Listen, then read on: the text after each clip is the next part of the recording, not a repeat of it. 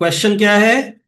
Mean height of few students of a class is 140 centimeter. Mean height of few students of a class is 140 centimeter.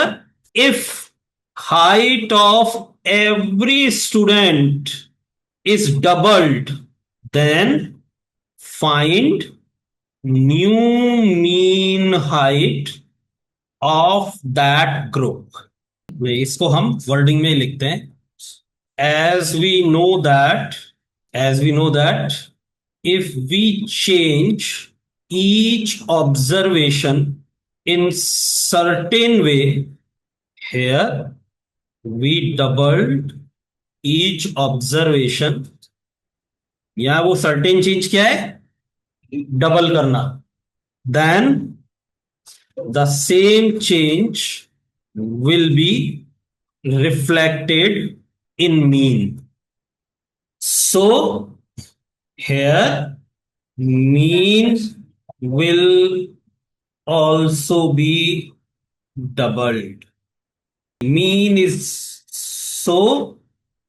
mean is equals to 140 into 2 280 centimetre. Answer और पूरा question wording में ही है ना, क्योंकि property किसमें है? Wording में है. ये एक्सप्लेनेशन हर क्वेश्चन में होगा. जहां पर भी अगर डबल की जगह रिड्यूस कर रहे हैं 2 से या इंक्रीज कर रहे हैं 2 से, तो मैं यही चेंज कर देता. क्या कर देता? Certain way. Here we reduce each observation by 3. यही एक्सप्लेनेशन लिखना है. फिर हमको कोई कैलकुलेशन नहीं करनी पड़ेगी. किन क्वेश्चंस में? जब ऑब्जर्वेशन नहीं दिए, सीधे मीन दिया है तब. और अगर ऑब्जर्वेशन दे दे तो, और फिर करवाए तो, फिर ऑब्जर्वेशन में चेंज करके दिखा देंगे, फिर कैलकुलेशन कर देंगे, फिर ये नहीं करेंगे. पर इस क्वेश्चन को जनरली वो एमसीक्यूज में पूछेगा तुमसे कि भाई इतना मीन है, ईच ऑब्जर्वेशन इतने से रिड्यूस कर दिया या इंक्रीज कर दिया या मल्टीप्लाई कर दिया या डिवाइड कर दिया, तो मीन, नया मीन क्या होगा? ABCD. और उसमें एक ऑप्शन जरूर आएगा, वो can not determine. Can not determine. हम डिसाइड नहीं कर सकते कि नया मीन क्या होगा. जब हमारे पास ऑब्जर्वेशन नहीं है तो हम कैसे डिसाइड करेंगे कि मीन क्या होगा? तो रॉन्ग है. अब हम आगे बढ़ते हैं मीन पर. अब लास्ट टॉपिक जो हमको करना है, दैट इज फ्रीक्वेंसी डेटा के लिए हमको मीन फाइंड आउट करना है. तो अब नया हमको टॉपिक करना है mean for frequency data. Frequency data. Mean for frequency data. Frequency data भी दो होता है. एक डिस्क्रीट होता है और एक ग्रुप्ड होता है. डिस्क्रीट कैसा दिखता है और ग्रुप्ड कैसा? अच्छा, ग्रुप्ड हमारे सिलेबस में नहीं है, 10th में आता है.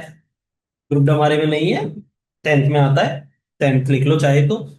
हमारे सिलेबस में डिस्क्रीट है. सर वो क्या लिखा है? ग्रुप्ड. डिस्क्रीट. डिस्क्रीट कैसे दिखता है? जैसे मैंने 10 मार्क्स का पेपर लिया. ठीक, 10 मार्क्स का पेपर लिया. हमारी क्लास में 50 स्टूडेंट हैं. कितने? 50 है. तो हम इंडिविजुअल 50 मार्क्स एक एक के नोट करें, कर भी लेंगे हम, लेकिन उससे कोई भी कंक्लूजन निकालना आसान काम नहीं होता. तो उसको अरेंज किया जाता है. हम लोगों ने किया है वो काम, टेली मार्किंग करके किया था. टेबल बनाई थी हमने कि भाई 0 मार्क्स वाले 3, 1 मार्क्स वाले 10 स्टूडेंट्स, 2 मार्क्स वाले 14, 3 मार्क्स वाले 20. ज्यादा हो गए, 60 है. 47 हो गए ना. 4 मार्क्स वाले 8 और 5 मार्क्स वाले 5. यहां ये तो है क्या? मार्क्स. 5 का ये पेपर बदल दिया मैंने, 10 की जगह 5 का है. ये तो मार्क्स है. ये क्या लिखे हैं मैंने? ये जो नंबर्स लिखे,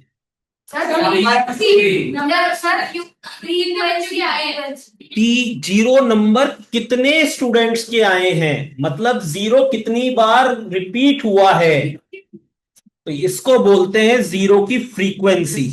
F. क्या लिखते हैं? F, frequency. ठीक. और जो डेटा होता है एक्चुअली, जिसको मेजर किया जा रहा है, उसको बोलते हैं X. तो X और F में टेबल बनती है. X और F में टेबल बनती है। इस टेबल को क्या बोला जाता है? Discrete table. Discrete frequency table. क्या बोलते हैं इसको? Discrete frequency table. और एक और सोचो, मैंने 100 नंबर का पेपर लिया और मेरी क्लास में सब 60 स्टूडेंट हैं। अब अगर मैंने ऐसी टेबल बनाने की कोशिश की तो मेरे को यहां कितनी एंट्रीज डालनी पड़ेंगी? 101। तो अगर मैंने यहां पर इस तरीके से 0 1 2 3 करके टेबल बनाई तो मेरे को 101 एंट्रीज लगानी पड़ेंगी। और उसमें से किसी के सामने जीरो जीरो भाई 101 एंट्रीज लगाई और 60 स्टूडेंट हैं, सबने अलग अलग स्कोर किया, तब भी मैं 60 के सामने ही 1 1 1 1 1 लिख सकता हूं, बाकी तो खाली जाएंगे, है ना? ऐसी सिचुएशन में क्या करते हैं हम? ग्रुप्ड टेबल बनाते हैं कि भैया 0 से 10 वाले कितने, कि भाई क्यों सारी क्लास को इसमें घुसा रहा है? 4, है ना? 11 to 20 वाले कितने? 7। 21 to 30 वाले कितने? 15। 31 to 40 वाले 12। और 41 to 50 वाले कितने बचे? 50 में से 12 ही बचे, नहीं 40 ही है। 2। ये डेटा कहलाता है डिस्क्रीट फ्रीक्वेंसी टेबल और ये डेटा कहलाता है ग्रुप्ड फ्रीक्वेंसी टेबल। ग्रुप्ड में भी दो है, ग्रुप्ड में भी आगे चल के दो बनती है, इंक्लूसिव और एक्सक्लूसिव। तो ये हम 10th के लिए छोड़ते हैं। अभी हम किस पे फोकस करते हैं? हमारे सिलेबस पे, that is discrete frequency table पर। डन है?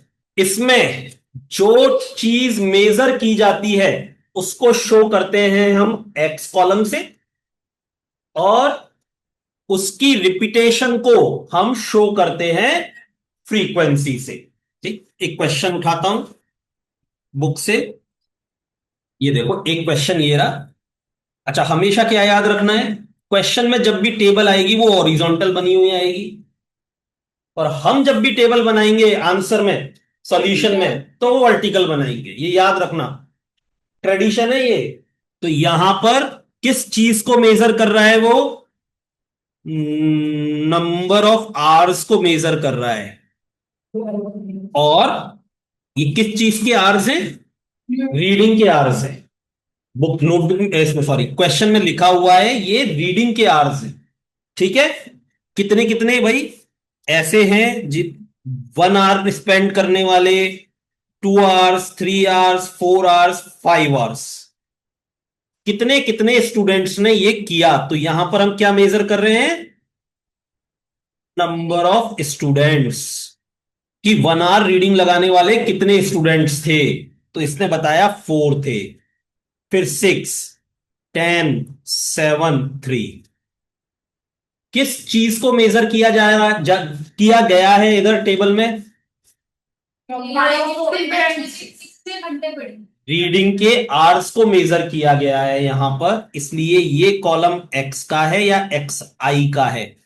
आई ऑर्डर को शो करता है, और नंबर ऑफ स्टूडेंट्स यानी उस डेटा की रिपीटेशन कितनी बार हुई है, ये फ्रीक्वेंसी है, ये एफ आई है।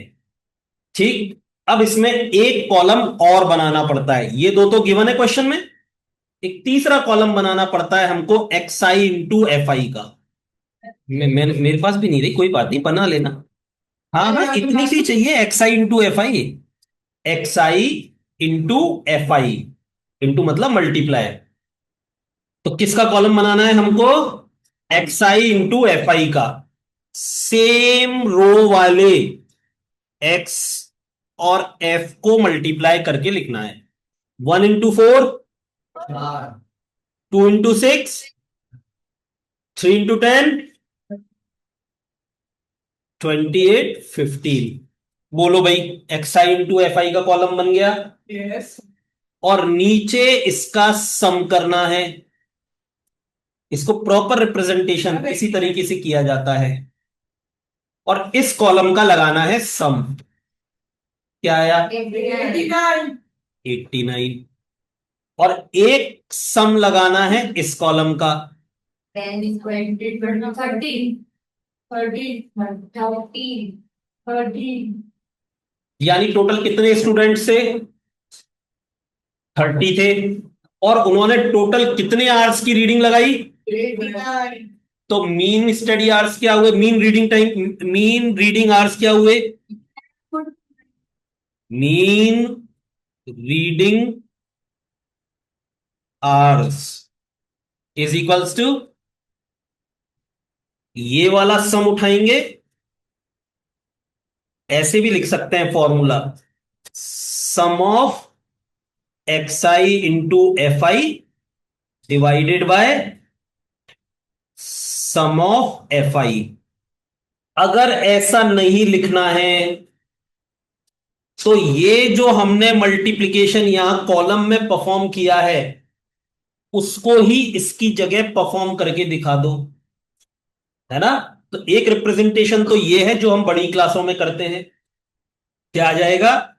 89/30, 90 कर देता गधा। क्या आएगा? 29.66 अप्रोक्स। हाँ जी, क्लियर है। अगर इसी का रिप्रेजेंटेशन दूसरी तरीके से करना हो तो कैसे करेंगे? ये कॉलम नहीं बनाएंगे, अनदर वे, ऑल्टरनेटिव। जो दोनों कॉलम्स हमको दे रखे हैं वो हमने नोट कर लिए। हम्म, जो दोनों कॉलम्स दे रखे हैं वो हमने नोट कर लिए, और फिर सीधे मीन लिखेंगे, मीन इज इक्वल्स टू, और जो काम हमने यहां पर शो किया था कॉलम में वही काम अब हम उसको रो में शो कर देंगे। क्या क्या है? कैसे आई थी ये वैल्यूज? ये वैल्यूज कैसे आई थी? इनके मल्टीप्लीकेशन से आई थी। वो मल्टीप्लीकेशन हम यहां परफॉर्म कर देंगे। 1 into 4 एक ब्रैकेट में, एक ही बात है। 2 into 6 दूसरे ब्रैकेट में, 3 into 10 तीसरे ब्रैकेट में, 4 into 7 चौथे ब्रैकेट में, और 5 into 3 तीसरे ब्रैकेट में। ये तो हो गए मल्टीप्लीकेशन की वैल्यूज। और फिर इन मल्टीप्लीकेशंस का क्या किया था हमने? सम किया था। इन मल्टीप्लीकेशंस को आपस में क्या कर देंगे हम?